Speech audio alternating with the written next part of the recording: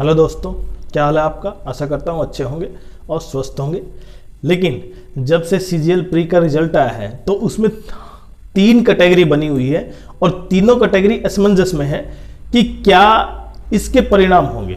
तो सबसे पहले हम ये देखते हैं कि जो बच्चे जिनको क्वालिफाई हो गया है, 1,65,000 बच्चे जिनका एसएससी ने क्वालिफाई कर दिया है, 153 मार्क्स से ऊपर थे जिनके जनरल कैटेगरी के, क्या एसएससी उनको या उनके अलावा और भी बच्चों को मेंस एक साथ ले सकती है। पहला तो ये। दूसरा, अब उनके मन में ये दुविधा है कि क्या मेंस, पहले देख लेते हैं हम। एक तो मेंस की दुविधा है कि मेंस चेंज होगा या नहीं, मेंस की जो डेट है 18, 19, 20 क्या वो चेंज होगी या नहीं, पहली बात। दूसरी बात, अगर मेंस चेंज नहीं होता है या फिर ये जो बच्चे, अब ध्यान से देखना, अब ये जो बच्चे 148 से 153, मैंने ये दोनों यही क्यों लिए, 148 145 क्यों नहीं लिया उसका बताएंगे।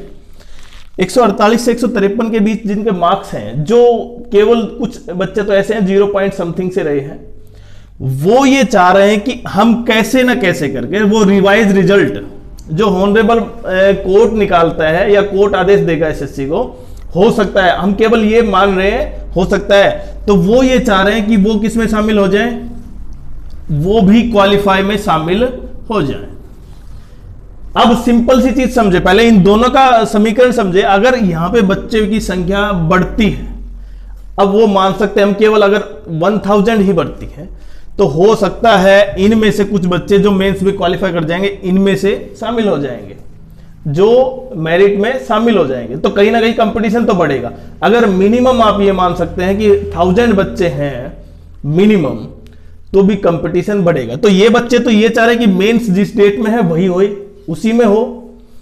दूसरा, कंपटीशन बिल्कुल ना बढ़े, क्योंकि जितना है अब तो 10 टाइम्स भी नहीं है, तो ये इनको पता है कि इनके चांस ज्यादा अच्छे हैं कि उनके सिलेक्शन हो उनके। लेकिन जैसे ही कैंडिडेट बढ़ेंगे तो सिलेक्शन के चांस फिर से क्या हो जाएंगे, प्रोबेबिलिटी कम हो जाएगी। तीसरा, अब ये सब किस पे डिपेंड है, ऑनरेबल कोर्ट के ऊपर।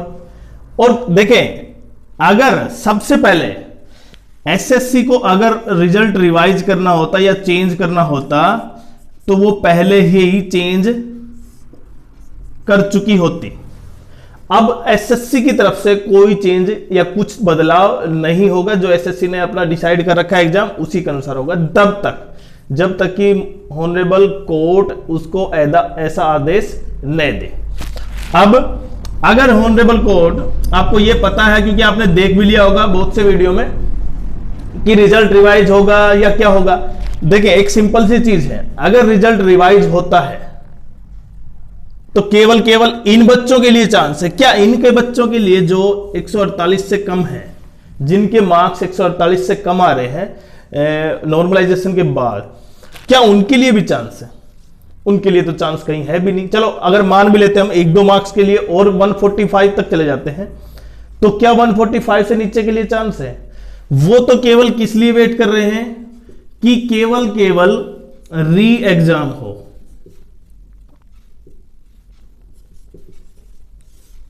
अगर री एग्जाम होता है तब उनके लिए क्या है, बेनिफिट है। और अब ध्यान से समझे आप, तो ये समीकरण किस तरह बन रही है।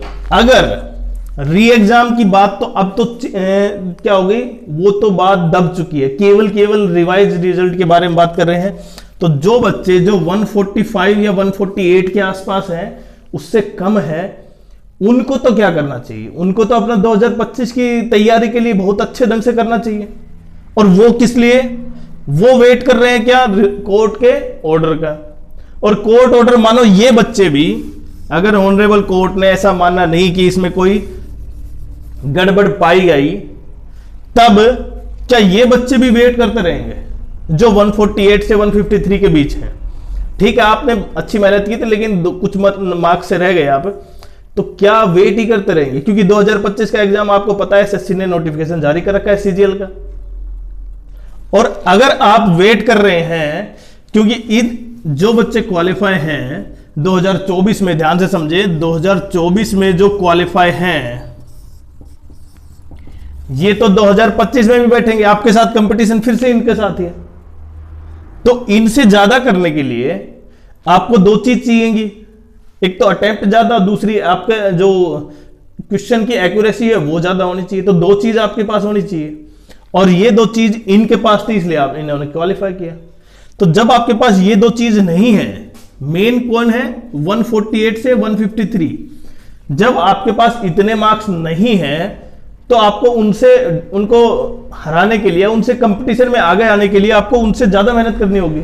और आपके पास केवल यही 2 महीने हैं, 2-3, क्योंकि ज्यादातर बच्चे जो 1.65 में हैं वो तो कहीं ना कहीं ये मान रहे हैं कि उनमें से उनका सिलेक्शन, देखिए यहां पे 1.65 में से 18,000 के आसपास सिलेक्शन हो जाएगा, तो बचेंगे 144 के आसपास, मतलब 144 से थोड़े से ज्यादा मान सकते हैं आप। तो जो बच्चे 144 हैं इनमें से भी तो शिफ्ट होंगे। ऐसा बिल्कुल नहीं है कि 1.65 में वही बच्चे शामिल होंगे 2025 में जिन्होंने अब की बार प्री क्वालिफाई किया है, लेकिन उनकी जो टाइमिंग है, उनका जो तरीका है प्रिपरेशन करने का, अब वो चेंज हो रहा है, क्योंकि वो मेंस की तैयारी कर रहे हैं और आपको क्या करनी है, प्री की तैयारी करनी है।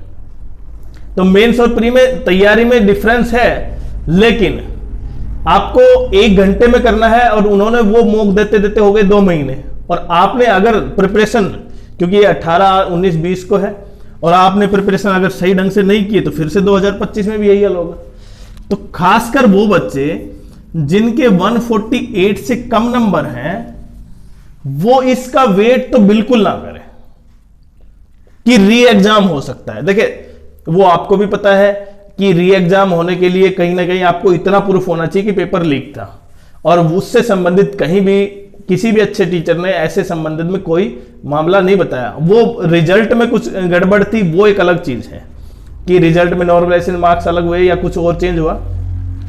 तो री एग्जाम की आप वेट कर रहे हैं, और री एग्जाम भी री एग्जाम हो भी जाता है तो उसका भी प्री के लिए आपकी प्रिपरेशन होनी चाहिए। तो वो आपने लगभग 1 महीने से क्या कर रखी है, बंद कर रखी है। तो इसका फिर से वही रिजल्ट आएगा, जबकि ये मेंस तैयारी भी कर रहे हैं। तो हर तरह से आपके लिए तो नुकसान ही है। तो आपने अगर तैयारी स्टार्ट नहीं की है तो आप प्री की तैयारी स्टार्ट करेंगे, कंफर्म करें अपनी, वो चाहे 2025 की हो या 2024 की हो। आप वेट ना करें कि री रिजल्ट या रिवाइज रिजल्ट या ये ऐसा कुछ आएगा। आप ये माने कि आपने जो किया था वो उसका रिजल्ट आपको मिल चुका है, अब आप दोबारा से तैयारी करेंगे और जो मिलेगा आपको वो अच्छा ही मिलेगा। हो सकता है रिवाइज रिजल्ट में आप भी शामिल हो जाए, हो सकता है री एग्जाम हो जाए, लेकिन उसके लिए भी क्या करना पड़ेगा आपको, प्री की फिर से एक बार, क्योंकि 1 महीना हो गया आपने तो तैयारी बंद कर दी।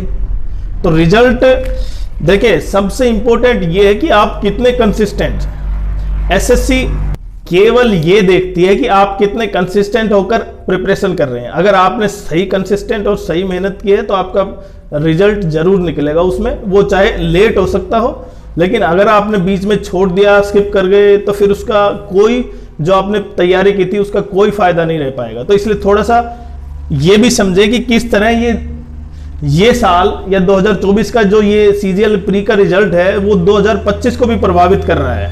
और आप अगर माननीय कोर्ट के निर्णय का इंतजार कर रहे हैं तो वो इंतजार कहीं आपको फिर से 2025 में लेट ना कर दे। इसलिए अपनी प्रिपरेशन ही तो आप क्या कर सकते हैं, केवल प्रिपरेशन कर सकते हैं, तो वो कीजिए। बाकी आपका जो कार्य है वो ऑनरेबल कोर्ट या एसएससी या आपके जो द्वारा जो अच्छे टीचर हैं वो कर रहे हैं। तो आप केवल अपनी तैयारी पर ध्यान दीजिए।